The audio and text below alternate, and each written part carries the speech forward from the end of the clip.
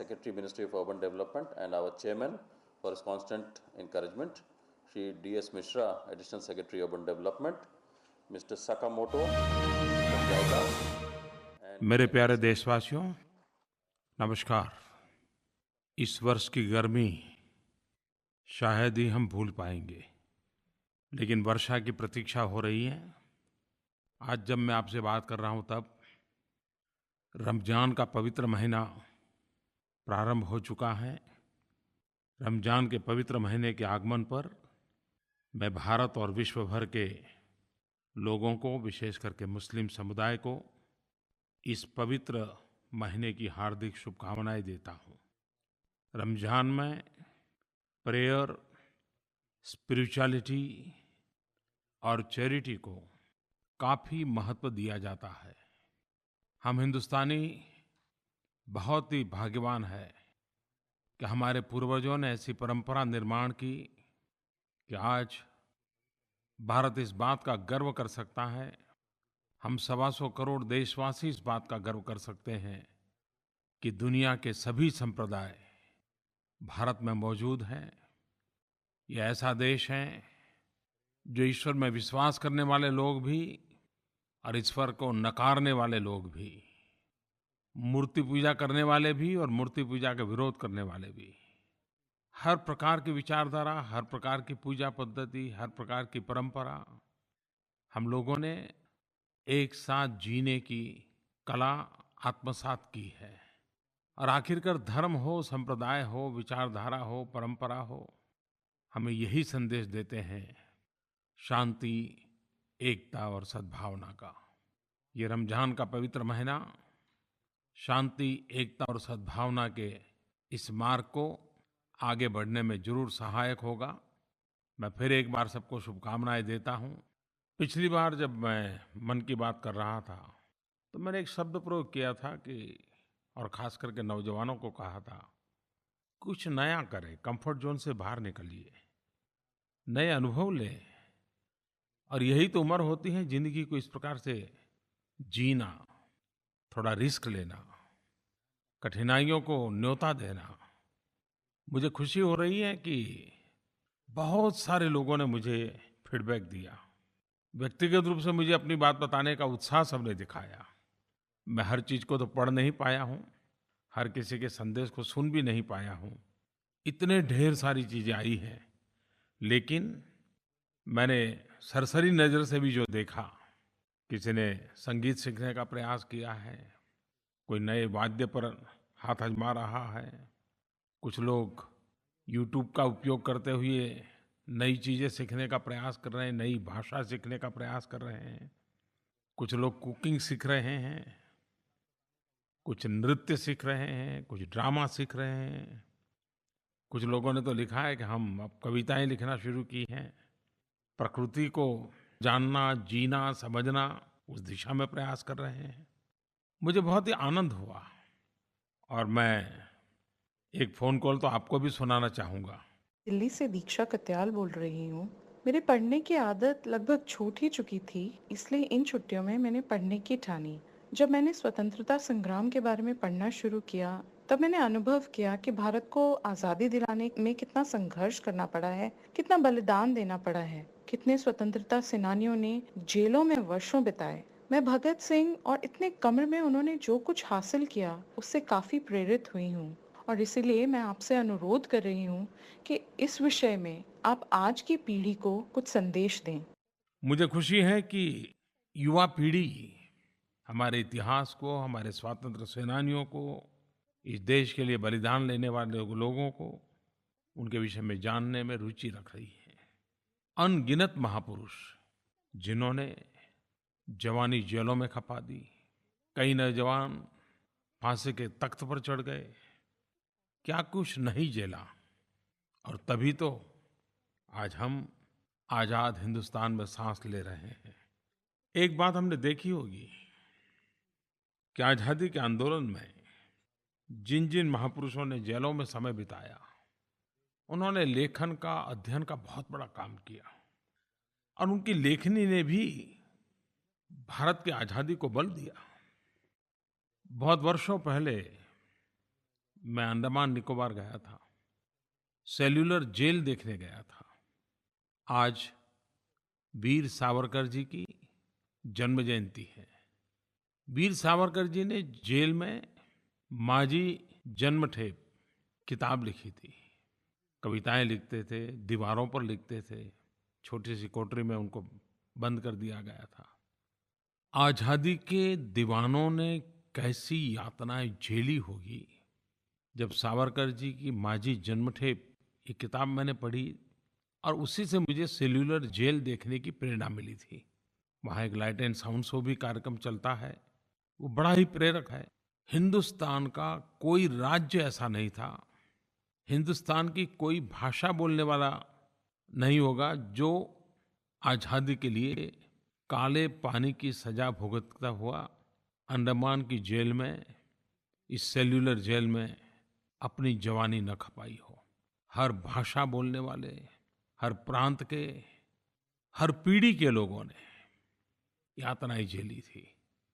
आज वीर सावरकर जी की जन्म जयंती है।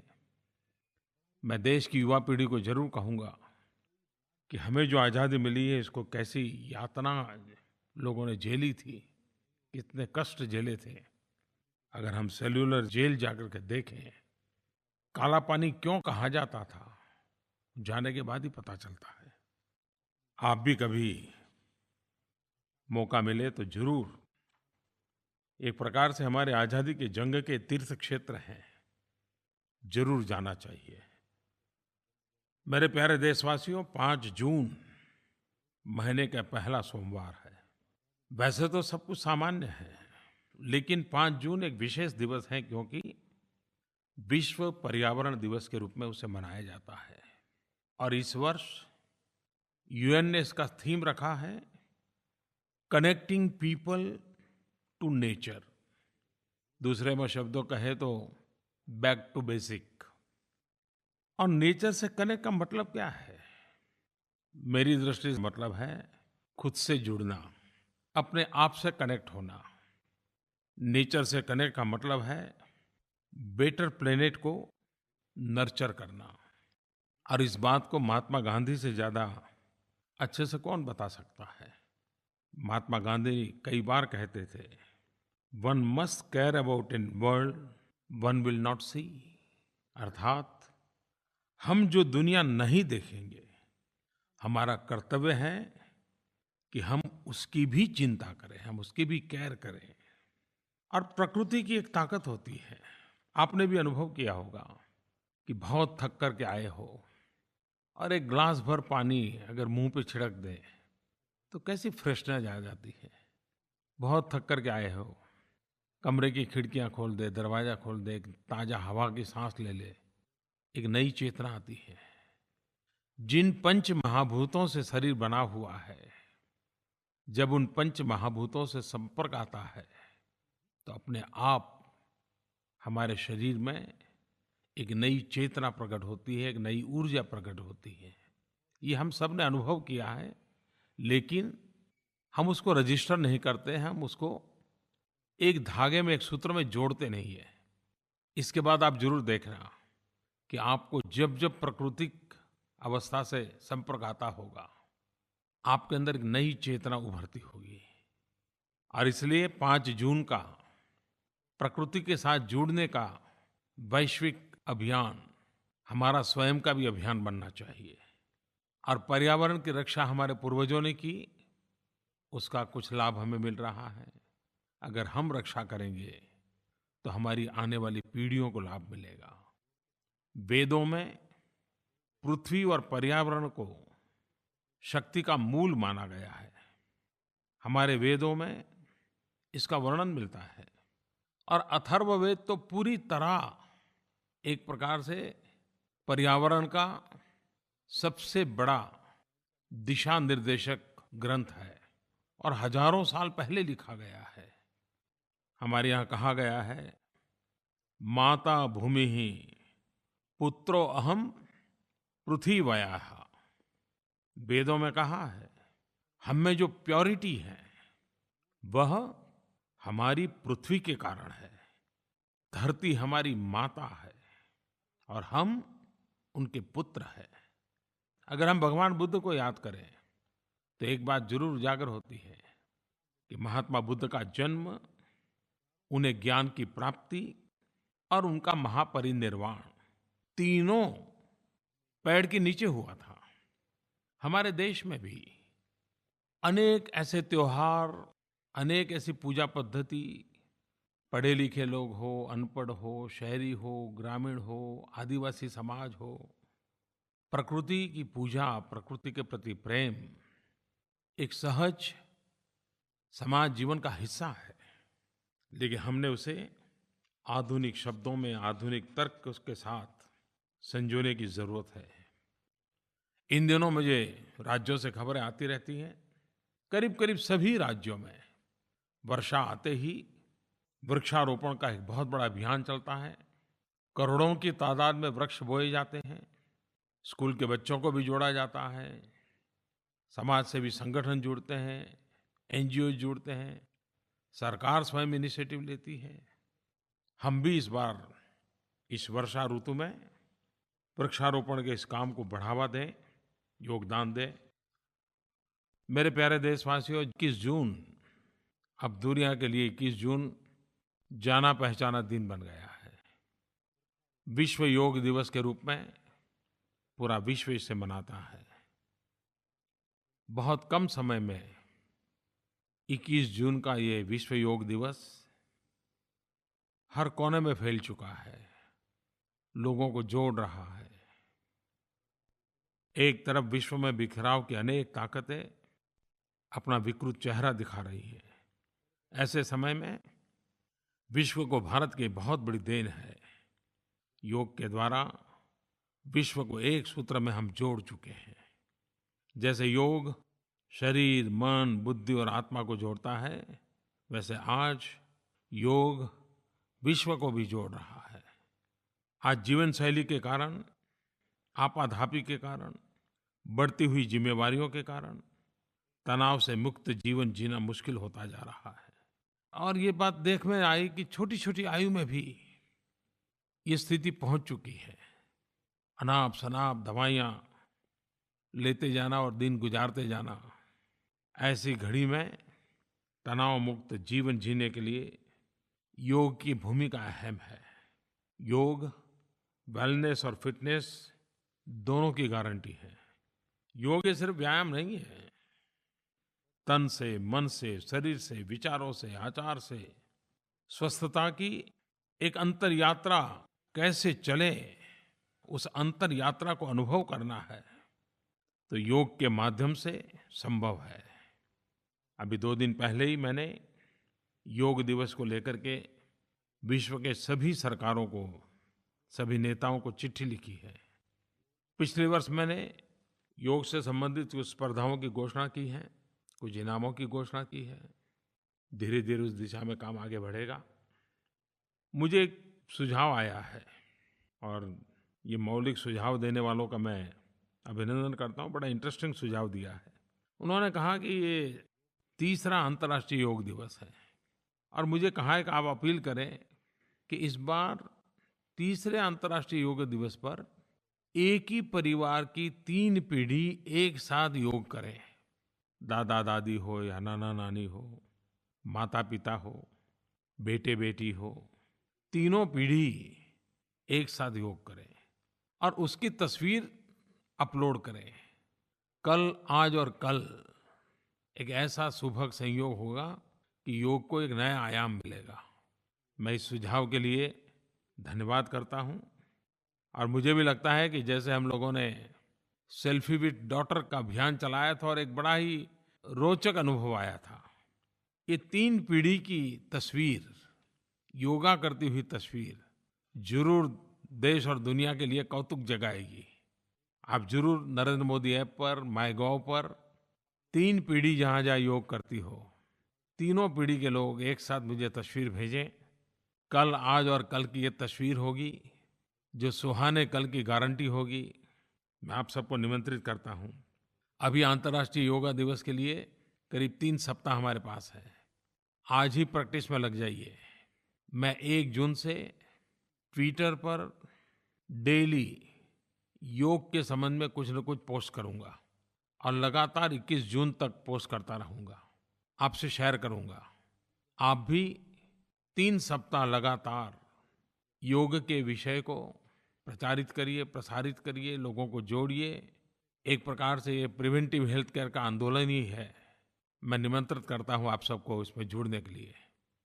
जब से आप लोगों ने मुझे प्रधान सेवक के रूप में कार्य की जिम्मेवारी दी है और लाल किले पर से मैंने जब 15 अगस्त मुझे पहली बार बोलने का अवसर मिला था, स्वच्छता के संबंध में मैंने बात कही थी, तब से लेकर के आज तक हिंदुस्तान के अलग-अलग भागों में मेरा प्रवास होता है और मैंने देखा है कि कुछ लोग बारीकी से मोदी क्या करते हैं, मोदी कहाँ जाते हैं, मोदी ने क्या किया, बराबर फॉलो करते हैं। क्योंकि मुझे एक बड़ा इंटरेस्टिंग फ़ोन कॉल आया और मैंने भी शायद इस प्रकार से चीज़ को सोचा नहीं था, लेकिन मैं इस बात को उन्होंने जो पकड़ा है इसके लिए मैं आभारी हूँ। ये फ़ोन कॉल से आपको भी ध्यान में आएगा। प्रणाम मोदी जी, मैं नैना मुंबई से। मोदी जी, टीवी पर और सोशल मीडिया में आजकल मैंने हमेशा देखती हूँ आप जहाँ भी जाते हैं वहाँ के लोग साफ सफाई पर विशेष ध्यान देते हैं। मुंबई हो या सूरत, आपके आह्वान पर लोगों ने सामूहिक रूप से स्वच्छता को एक मिशन के रूप में अपनाया है। बड़े तो बड़े, बच्चों में भी स्वच्छता को लेकर जागरूकता आई है। कई बार उन्हें सड़क पर बड़ों को गंदगी फैलाते हुए टोकते हुए देखा है। काशी के घाटों से जो आपने स्वच्छता की एक मुहिम शुरू की थी, वो आपकी प्रेरणा से एक आंदोलन का रूप ले चुकी है। आपकी बात सही है कि मैं जहाँ-जहाँ जाता हूँ वहाँ सरकारी मशीनरी तो सफाई का काम करती हैं, लेकिन इन दिनों समाज में भी एक सफाई का उत्सव बन जाता है। मेरे जाने के 5 दिन पहले, 7 दिन पहले, 10 दिन पहले काफ़ी मात्रा में सफाई के कार्यक्रम होते हैं। मीडिया भी उसको बड़ा प्राधान्य देता है। अभी मैं कुछ दिन पहले कच्छ गया था, गुजरात में। बहुत बड़ा सफाई अभियान चला वहाँ। मैंने भी इसको जोड़ करके नहीं देखा था, लेकिन जब ये फ़ोन कॉल आया तो मैं भी सोचने लगा और मैंने देखा, हाँ, ये बात सही है। आप कल्पना कर सकते हैं मुझे कितना आनंद होता है इस बात को जान करके, और देश भी इन चीज़ों को कैसे बढ़िया ढंग से नोटिस कर रहा है। मेरे लिए इससे बढ़कर के क्या खुशी होगी कि मेरी यात्रा से भी स्वच्छता को जोड़ दिया गया है। प्रधानमंत्री के स्वागत के लिए बाकी जो तैयारियां होने की आदत होगी, लेकिन स्वच्छता प्रमुख बात होगी। ये अपने आप में स्वच्छता प्रेमी किसी को भी आनंददायक है, प्रेरक है। मैं इस स्वच्छता के काम को बल देने वाले सभी को बधाई देता हूँ। किसी ने मुझे एक सुझाव दिया, वैसे वो बड़ा मजाकिया सुझाव है, मैं नहीं जानता हूँ कि मैं इसको कर पाऊंगा कि नहीं कर पाऊंगा। मोदी जी, अब आप प्रवास तय करते समय जो भी प्रवास मांगे उनको कहो कि भाई अगर मुझे बुलाना है तो स्वच्छता का स्तर कैसा होगा, कितना टन कूड़ा कचरा आप मुझे भेंट करोगे, उसके आधार पर मैं अपना प्रवास तय करूँ। आइडिया बहुत अच्छा है, लेकिन मुझे सोचना पड़ेगा। लेकिन ये बात सही है कि ये मोमेंट तो बनना चाहिए कि और चीज़ें भेंट सौगात में देने के बजाय अच्छा ही होगा कि हम भेंट सौगात में इतना टन कूड़ा कचरा सफाई करके दे देंगे। कितने लोगों को बीमार होने से हम बचाएंगे, कितना बड़ा मानवता का काम होगा। एक बात जरूर मैं कहना चाहूँगा कि ये जो कूड़ा कचरा है, इसको हम वेस्ट न माने, वो वेल्थ है, एक रिसोर्स है। इसे सिर्फ गार्बेज के रूप में न देखें। एक बार इस कूड़े कचरे को भी हम वेल्थ मानना शुरू करेंगे तो वेस्ट मैनेजमेंट के कई नए-नए तरीके हमारे सामने आएंगे। स्टार्टअप में जुड़े हुए नौजवान भी नई-नई योजनाएं लेकर के आएंगे, नए-नए इक्विपमेंट लेकर के आएंगे। भारत सरकार ने राज्य सरकारों की मदद के साथ, शहरों के जनप्रतिनिधियों की मदद के द्वारा वेस्ट मैनेजमेंट का एक बड़ा महत्वपूर्ण अभियान छेड़ना तय किया है। 5 जून विश्व पर्यावरण दिवस पर देश के करीब 4000 नगरों में सॉलिड वेस्ट, लिक्विड वेस्ट, इसको कलेक्ट करने के लिए उस प्रकार के साधन उपलब्ध होने वाले हैं। 2 प्रकार के कूड़ेदान उपलब्ध होंगे, एक ग्रीन कलर का, दूसरा ब्लू कलर का। 2 प्रकार के वेस्ट निकलते हैं, एक लिक्विड वेस्ट होता है और एक ड्राई वेस्ट होता है। अगर हम डिसिप्लिन फॉलो करें, इन 4000 नगरों में ये जो कूड़ेदान रखे जाने वाले हैं, सूखा कचरा नीले कूड़ेदान में डालें और गीला कचरा हरे कूड़ेदान में डालें।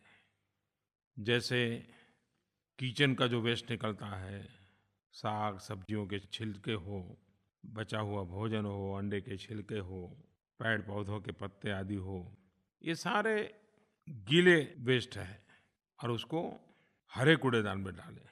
ये सारी चीज़ें ऐसे हैं जो खेत में काम आती हैं। अगर खेत का रंग हरा इतना याद रखोगे तो हरे कूड़ेदान में क्या डालना है वो याद रह जाएगा।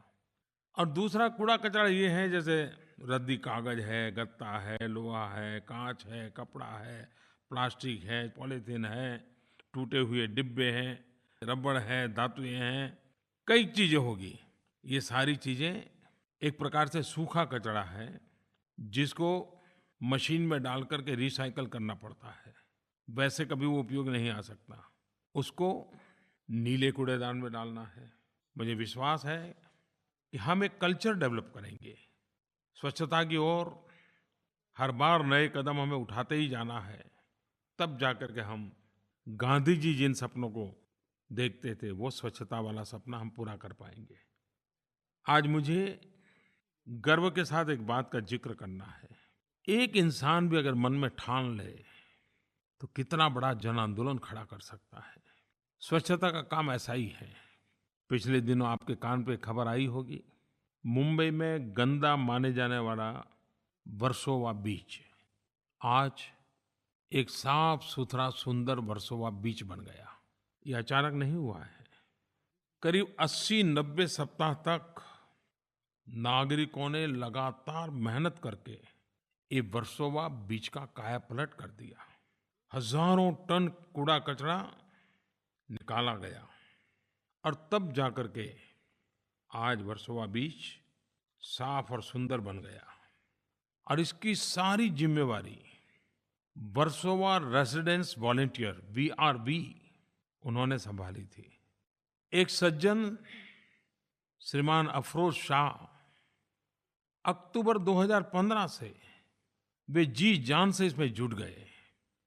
धीरे धीरे ये कारवां बढ़ता चला गया, जन आंदोलन में बदल गया। और इस काम के लिए श्रीमान अफरोज शाह को United Nations Environment Programme UNEP उन्होंने बहुत बड़ा अवार्ड दिया, champions of the earth award. ये पाने वाले वो पहले भारतीय बने। मैं श्रीमान अफरोज शाह को बधाई देता हूँ, उनके आंदोलन को बधाई देता हूँ। और जिस प्रकार से एक लोक संग्रह की तरह उन्होंने सारे इलाके के लोगों को जोड़ा और जन आंदोलन में परिवर्तित किया, ये अपने आप में एक प्रेरक उदाहरण है। भाइयों बहनों, आज मैं एक और खुशी भी आपसे बताना चाहता हूँ। स्वच्छ भारत अभियान के संदर्भ में जम्मू कश्मीर का रियासी ब्लॉक, मुझे बताया गया कि Reasi block open defecation free, खुले में शौच से मुक्त हुआ है। मैं रियासी ब्लॉक के सभी नागरिकों को, वहाँ के प्रशासकों को, जम्मू कश्मीर ने एक उत्तम उदाहरण दिया है, इसके लिए सबको मैं बधाई देता हूँ। और मुझे बताया गया कि इस पूरी मूवमेंट को सबसे ज़्यादा लीड किया है जम्मू कश्मीर के उस इलाके की महिलाओं ने। उन्होंने इस जागरूकता फैलाने के लिए खुद ने मशाल यात्राएं निकाली, घर घर गली गली जाकर के लोगों को उन्होंने प्रेरित किया। उन माँ बहनों को भी मैं हृदय से अभिनंदन करता हूँ, वहाँ बैठे हुए प्रशासकों का अभिनंदन करता हूँ कि जिन्होंने जम्मू कश्मीर की धरती पर एक ब्लॉक को ओपन डेफिकेशन फ्री बना करके एक उत्तम शुरुआत की है। मेरे प्यारे देशवासियों, पिछले 15 दिन महीने से लगातार अखबार हो, टीवी चैनल हो, सोशल मीडिया हो, वर्तमान सरकार के 3 वर्ष का लेखा जोखा चल रहा है।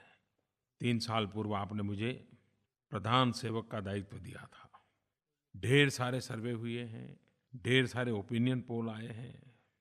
मैं इस सारी प्रक्रिया को बहुत ही हेल्दी साइन के रूप में देखता हूँ। हर कसौटी पर इस 3 साल के कार्यकाल को कसा गया है। समाज के हर तबके के लोगों ने उसका एनालिसिस किया है और लोकतंत्र में एक उत्तम प्रक्रिया है।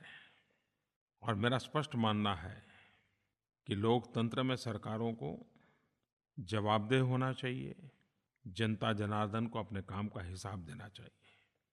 मैं उन सब लोगों का धन्यवाद करता हूँ जिन्होंने समय निकाल करके हमारे काम की गहराई से विवेचना की, कहीं सराहना हुई, कहीं समर्थन आया, कहीं कमियां निकाली गई।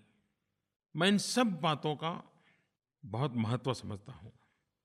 मैं उन लोगों को भी धन्यवाद देता हूँ जिन्होंने क्रिटिकल और इम्पोर्टेंट फीडबैक दिए हैं।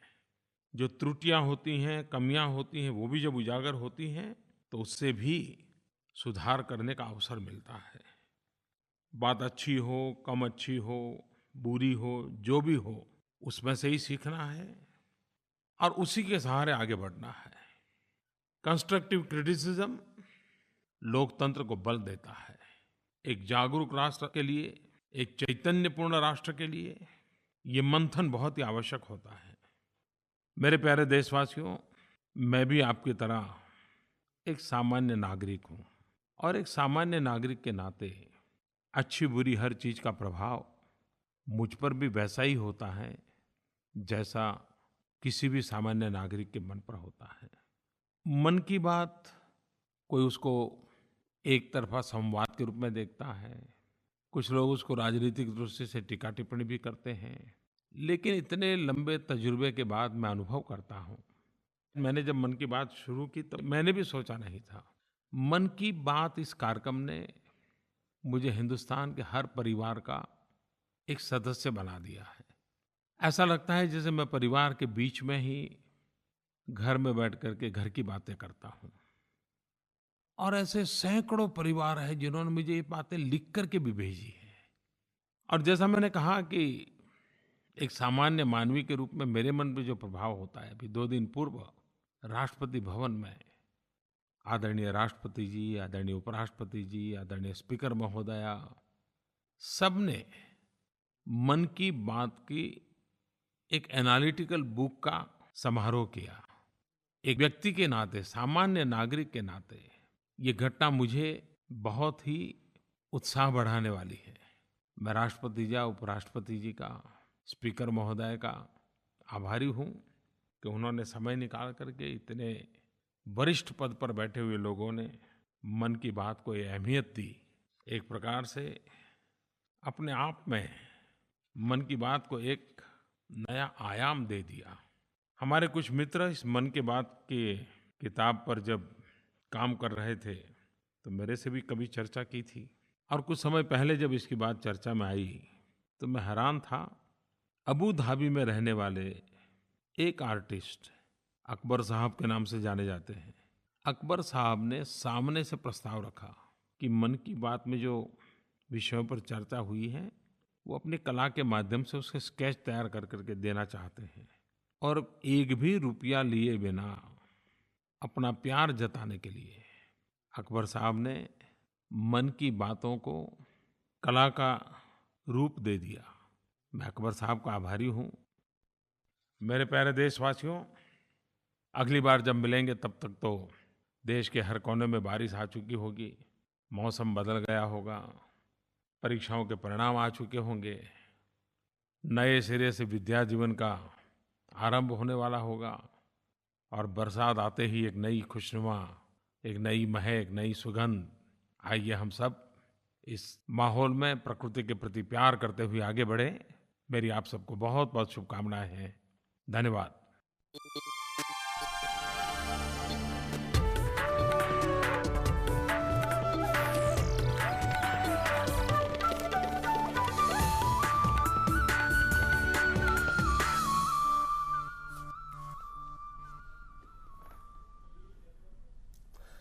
अभी आप प्रधानमंत्री नरेंद्र मोदी की मन की बात कार्यक्रम का प्रसारण देख रहे थे। प्रधानमंत्री ने आज के मन की बात कार्यक्रम में कई पहलुओं को छुआ, कई बातों का जिक्र किया। प्रधानमंत्री